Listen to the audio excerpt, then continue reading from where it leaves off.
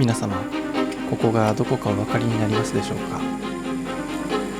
そう、鈴鹿サーキットのデグナー外のグラベルからお届けしております。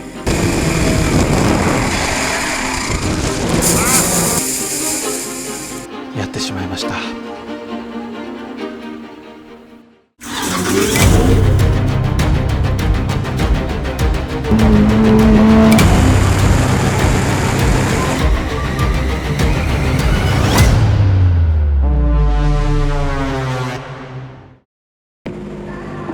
メアリーです。サーキット2年目の社会人が初レースに挑むまでを記録しています。今日の舞台は鈴鹿サーキット。冒頭にご覧いただいた通り、少しショッキングな回です。デグナー1つ目の出口でスピンし、グラベルに沈んだ車をサポート総出で2時間かけて復旧した記録です。そして二度とグラベルには入らないと心に誓った日のお話です。事件は2枠目に起きました。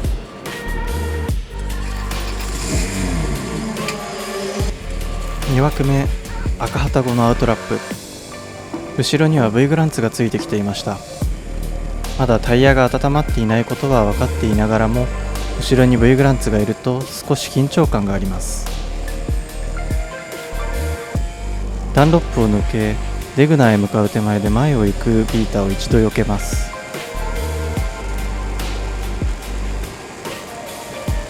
そのままデグナー1個目。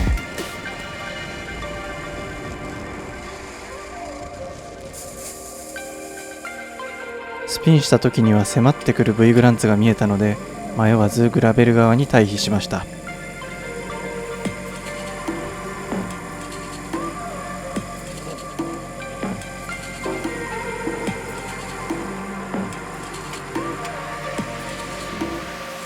スピン後はギアをニュートラルに入れ、イグニッションを切った後、すぐに安全な場所へ退避します。レスキューを待つ間、走馬灯のようにその時の光景が頭に浮かびます。なぜスピンしてしまったのか。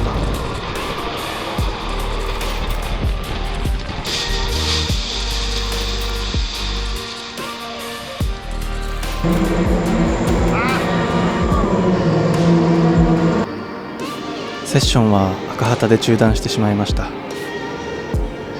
すべての車両がピットに戻った後、レスキューの方々が駆けつけてくださり、クレーンで車両を救出した後、積載で V グランツを運んでいただきました。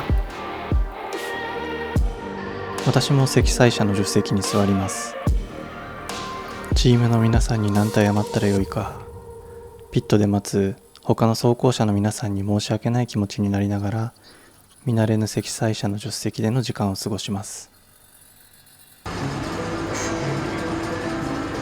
ットに戻るとメカニックの方が待機していました。予想に反して励ましの言葉をかけてもらいました。てっきり叱られるものかと思ってました。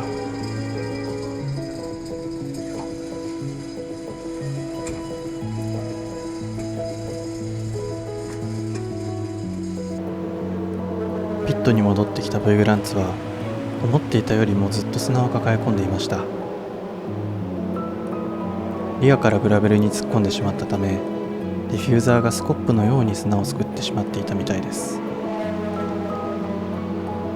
足回りから、フロアの下から、エアロの裏側から、チーム総出で砂利を取り除いていきます。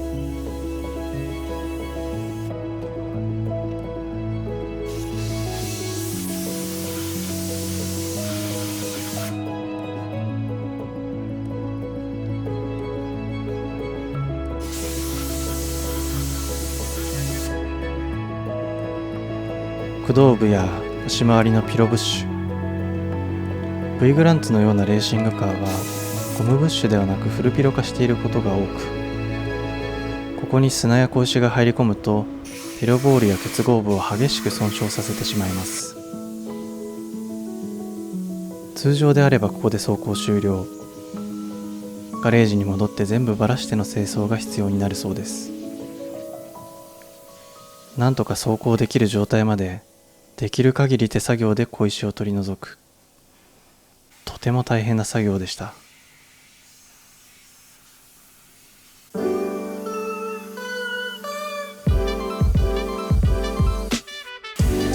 ポート総出での清掃は2時間に及びました。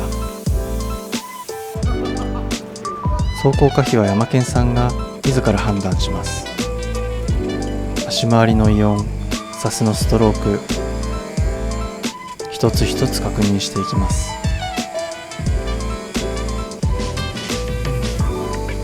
こうしてチームの皆さんの協力のおかげでなんとか走行に戻ることができました。